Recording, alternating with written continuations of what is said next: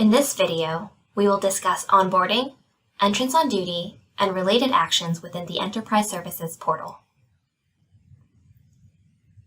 During this training, we will review how HR professionals handle entrance on duty EOD templates and onboarding tickets, as well as change in appointing office or CAO actions, walk through how to submit an EOD template on the portal, and review the onboarding experience from the employee perspective and the timelines and methods through which they can access relevant DOC accounts. Onboarding encompasses the end-to-end activity of initiating, processing, and completing EOD and competitive hiring actions for individuals joining the Department of Commerce. Within the onboarding process, new hires and transfer-ins will work with their Bureau's human resources personnel and enterprise services to establish or transfer their benefits and payroll elections. They'll also provision their access to core HR systems, including their WebTA, EOPF, EPP, and the Enterprise Services portal. The following groups are onboarded. New hires. These are individuals who are new to federal service or returning after a break in service. Transfer-ins. These are people coming from another agency. And finally, internal competitive hires. These are appointees to civil service positions. For transfers from within the Department of Commerce, a change in appointing office, or CAO, transfer is used. If the HR professional identifies an employee for a CAO transfer, they can submit the supplemental information for the CAO transfer within the Enterprise Services portal. Note that for bureaus not serviced by ES, the HR professional will submit the CAO via HR Connect. For most other new hires and transfers, HR professionals perform the process of EOD. HR professionals use the EOD template to begin the onboarding process for new hires and transfer-ins. They can also use this template to submit internal competitive actions. Please note that internal competitive actions can come through the EOD spreadsheet or HR Connect, but not both. Once the template has been downloaded, local HR will add the new hire information, save the template, and then upload it to the request. All columns must be filled out for each employee in order to generate the appropriate tickets and tasks to complete the EOD Personnel Action Request, or PAR, as well as all payroll, benefits, and HRIT enrollment processes. Do not delete, add, hide, or alter the fields in the EOD template, or any template from the ES portal. Note, do not submit multiple EOD templates for the same employee. If an HR professional receives an EOD employee that was not on the original submission, they should submit a new EOD form with only the new people added. Once the request has been received, the ticket owner, usually an HR professional, will be notified that an EOD template ticket has been opened for them.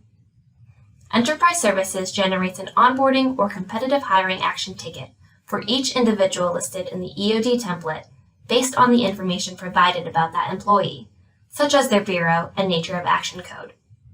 In the HR professional's tickets page on the portal, they will see that for each employee within the entrance on duty EOD template request, a corresponding ticket has been produced.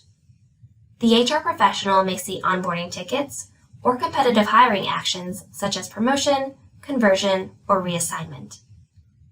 They can also track each employee in the request as the employee's tickets are worked and completed by the Enterprise Services onboarding team. Note that HR professionals initiate entrance on duty actions, which must be submitted to Enterprise Services by 5 p.m. Eastern Standard Time on Wednesday the week prior to the new or transferring employee's entrance on duty date. Also note that the person who submitted the EOD template will be the owner of the subsequent tickets and will therefore receive notifications and updates as those tickets are worked. If another point of contact, such as a manager who may need to upload paperwork, should also be kept in the loop about the ticket's progress, the HR professional should add that person to the ticket watch list. Once the HR professional submits the entrance on duty EOD template, and Enterprise Services creates a ticket for each employee in the EOD action, and after the HR professional receives all the employee's relevant documents, the HR professional may submit each employee's EOD paperwork via the portal, following the steps for each new hire and transfer in within the EOD action. The HR professional gathers and completes the relevant documents. A list of all required documents can be found in the Onboarding Knowledge article on the ES portal, along with an entrance on duty checklist for onboarding, and an internal competitive actions checklist for internal competitive actions. On the tickets page on the portal, the HR professional locates the onboarding ticket for the identified employee using the search or filter functionality. Other than onboarding, there may also be competitive hiring action tickets, like promotion, conversion, or reassignment. The employee fills out the necessary paperwork as part of their hiring process. Once each employee's paperwork has been received, the Enterprise Services onboarding team reviews the HR professional's submission to verify that the paperwork provided is complete and accurate before initiating the entrance on duty EOD action in HR Connect, enrolling the employee in their specified benefits and payroll elections, and establishing their HR profiles. Once each employee's paperwork has been received, the Enterprise Services onboarding team reviews the HR professional's submission to verify that the paperwork provided is complete and accurate before initiating the entrance on duty EOD action in HR Connect, enrolling the employee in their specified benefits and payroll elections, and establishing their HR system profiles. If the HR professional submitted documentation regarding a student loan repayment, or a recruitment, or retention incentive for an identified employee in the entrance on duty EOD action, Enterprise Services will review the paperwork that was provided and will open a separate student loan repayment ticket, a recruitment incentive ticket, or a retention incentive ticket, respectively, to track and complete the request. Now, we'll walk through how some of this action appears within the portal. Welcome to the Enterprise Services portal. Today, we'll demonstrate filling out and submitting an entrance on duty template as an HR professional. First, navigate to the Entrance on Duty Service Request page.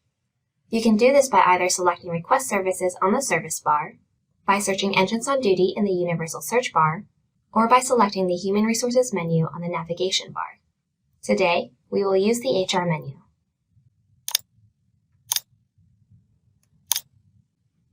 On the request page, add a comment describing the request. Next, gather and complete the Entrance on Duty template.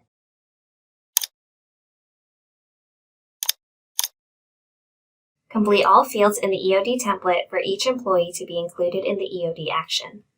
Save your completed template. Return to the Service Request page. On the Service Request page, use the Add Attachments feature to attach the completed Entrance on Duty EOD template. Select the box next to the text acknowledging that all required documentation is attached. Select Submit to finalize the submission of the request. You will be brought to the My Request page, where you can track the status of your ticket. For more information on ticket status and tracking, please see the Service Request 101 Knowledge article on the Enterprise Services portal.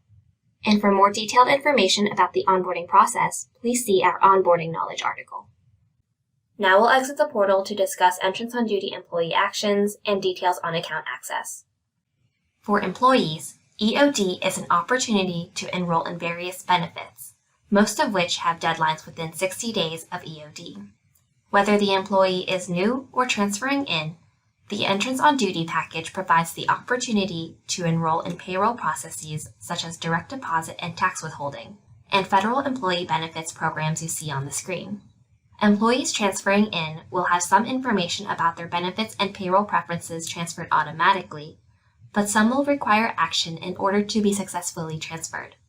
New hires should submit some forms to local HR on their first day: a direct deposit form, an I-9, federal, state, and local tax withholding forms, and an employee address form. Both new hires and transfers can refer to the Onboarding Knowledge article for relevant contact information and deadlines. There are several accounts to which a new employee will need access. Onboarding employees, whether they are new hires or transfers, have different timelines as to when they can access various accounts with the Department of Commerce. These include the Enterprise Services portal, the Electronic Personnel Folder, EOPF, the Employee Personnel Page, EPP, and WebTA. If an employee is an HR professional, they will also gain access to HR Connect. All new employees will have access to the ES portal within 5 days of their EOD date. They will receive a Welcome to Enterprise Services email with relevant account access information and an introduction to ES. For EOPF, new hires will receive instructions for accessing their account and establishing security questions after they receive their first Commerce paycheck. Transfer-ins will use their original EOPF ID to log in if their previous agency used EOPF. Otherwise, they will set up a new account. All new hires should confirm that their EOPF is connected to their Commerce-issued email address. For EPP, new hires will be able to sign up as a new user once they have access to their Department of Commerce email addresses. They will receive an email after they receive their first DOC paycheck. If they receive a welcome email with a temporary password, they may use this to expedite the login process.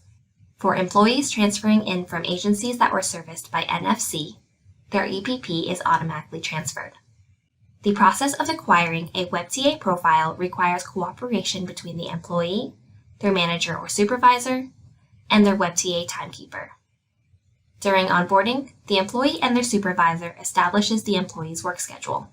The supervisor then sends that information to the timekeeper, who finalizes the employee's profile. Once the timekeeper has all the necessary information and creates the employee's WebTA profile, the employee receives an email from their timekeeper confirming that they should now have access. If the employee is unable to log in, they should work with their timekeeper to receive a temporary password. For more information, knowledge articles for each account can be accessed in the Enterprise Services portal. Thank you for joining us today. Check out more resources on the Enterprise Services portal.